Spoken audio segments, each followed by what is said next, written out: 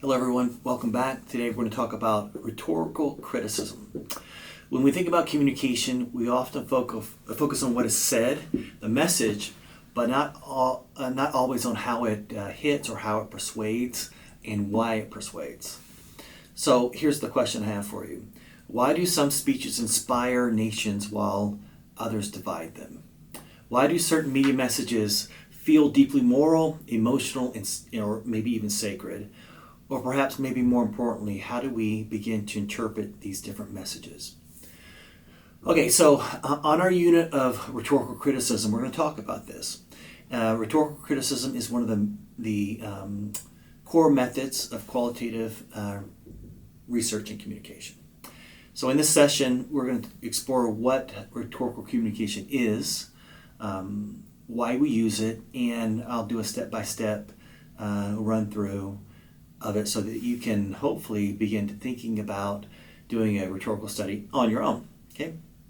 So by the end of this video, I hope for you to be able to identify what's a really good rhetorical artifact, analyze its persuasive dimensions, and be able to interpret what that artifact is telling us about ourselves, about culture, about values, about human motivation. Okay, so number one, what is rhetorical criticism? Let's start with a working definition. Rhetoric is, at its heart, symbolic action. The way that humans use language and other symbols to create meaning, move audience, and shape the world around us. Criticism in this context isn't about tearing people down or tearing something down. It's about interpreting and evaluating how communication works. The choices that are made, the patterns that emerge from those choices, and the effects that those patterns have on their audiences. So rhetorical criticism is the systematic analysis of persuasive communication. We're talking here about speeches, advertisements, social media posts, memes, films, songs, or even visual campaigns. These are called the artifact that we analyze. So in order to understand how symbols create meaning, we have to analyze the artifacts that we use to communicate with. So Sonia Foss and others, there's a whole area of rhetorical criticism. She's one of the big names in that, but she's emphasized that this kind of criticism is both scientific and artistic. It's scientific because it follows a method, a careful observation, a description, an analysis, and interpretation. It's artistic because it requires creativity and insight. You're not counting occurrences of words or ideas or themes, whatever, or coding survey data. You're interpreting the human use of symbols. And that's what makes rhetorical criticism a qualitative method. It looks for depth, not breadth. It tries to understand how meaning is made, and it's not just a measure of how often it happens, like in quantitative. Okay, so why do we do rhetorical criticism at all? First is because persuasion is all around us, from political campaigns to TikTok, to sermons, to Super Bowl ads. Rhetoric is everywhere. It's shaping what we believe to be true, good, beautiful, or any other value you have. Those are manufactured, supported, and extended through the persuasive artifacts around us. So rhetorical criticism helps us to pause for a second and ask ourselves, one, what worldview is being presented here? Two, what values are embedded within that worldview? And three, whose voices are heard and whose are left out? In this sense, rhetorical criticism is a tool for cultural understanding. It allows us to uncover assumptions, ideologies, and emotions that drive communication in any given moment. But there's also a moral dimension to rhetorical criticism as well. And it's not one that we talk about at other places, but it's one that we'll talk about here. As communicators, and particularly as Latter-day Saint communicators, we are called to develop discernment. In a world full of persuasive voices, we must learn to seek after the things that are virtuous, lovely, and of good report. And our approach to rhetorical criticism helps us do that. So rhetorical criticism helps teach that skill. It helps to distinguish manipulation from inspiration, spin from truth. So in a way, rhetorical criticism is not just an academic method. it can also be, in one way, a form of discipleship. So it's really cool. So let's walk through the process of doing a rhetorical criticism. There are many different rhetorical theories and lenses you can use. Aristotelian, narrative, feminist, ideological, fantasy theme, metaphoric analysis. There's a bunch of other ones.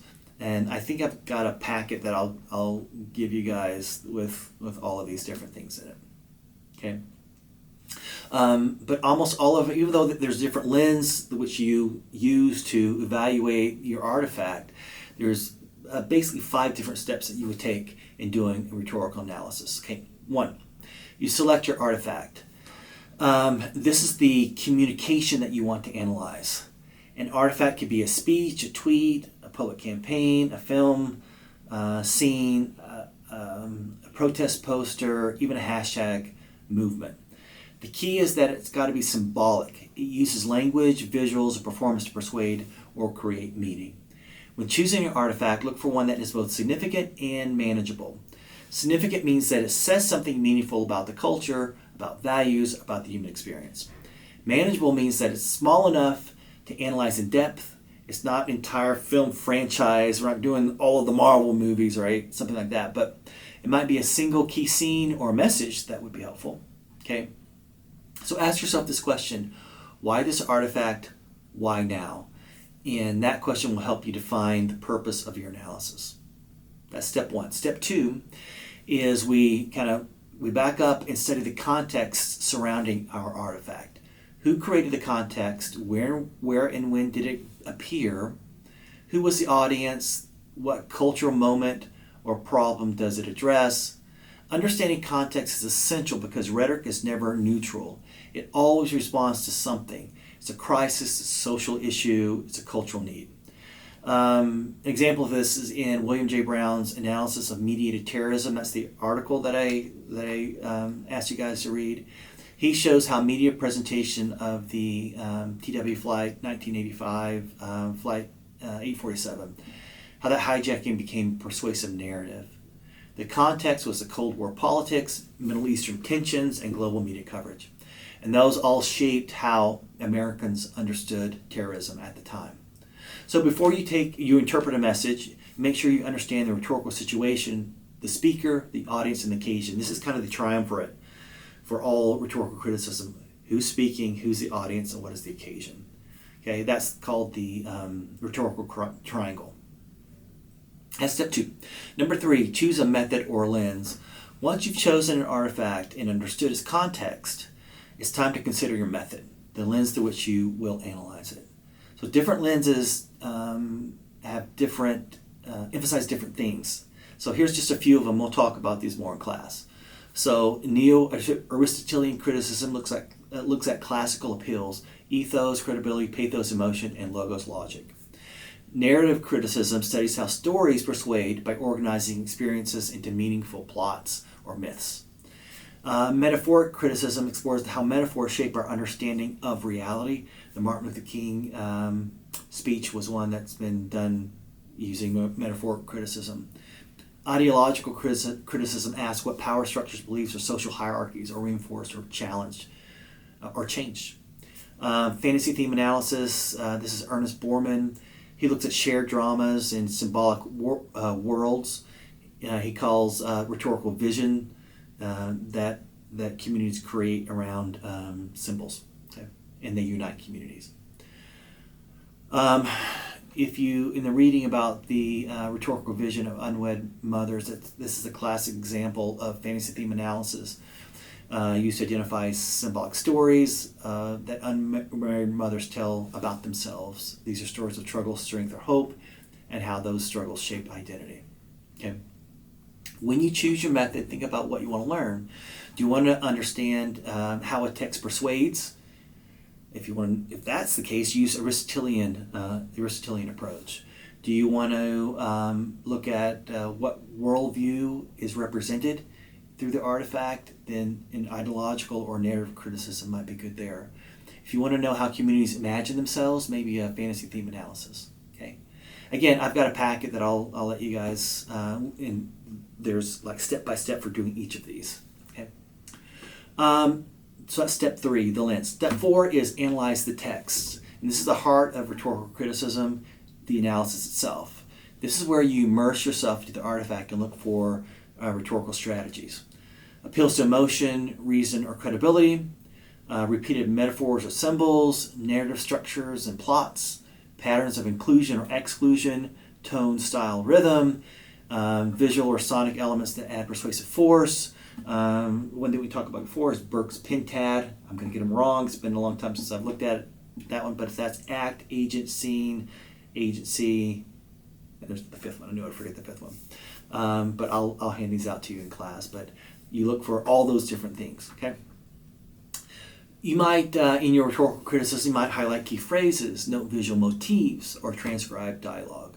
Then, again, with qualitative, you merge these into patterns, you merge these patterns into themes, okay?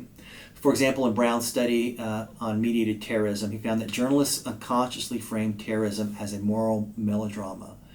This is the narrative of heroes and villains that simplified complex political realities. That frame made the story emotionally compelling, but also persuasive in a particular direction. So that's rhetorical criticism at work, revealing the choices that shape how we think and how we feel. Step 5, interpreting and evaluating. This is the final step. Interpretation. You got to explain what your analysis means. So you ask yourself, what do these rhetorical patterns reveal about the artifact's purpose or worldview?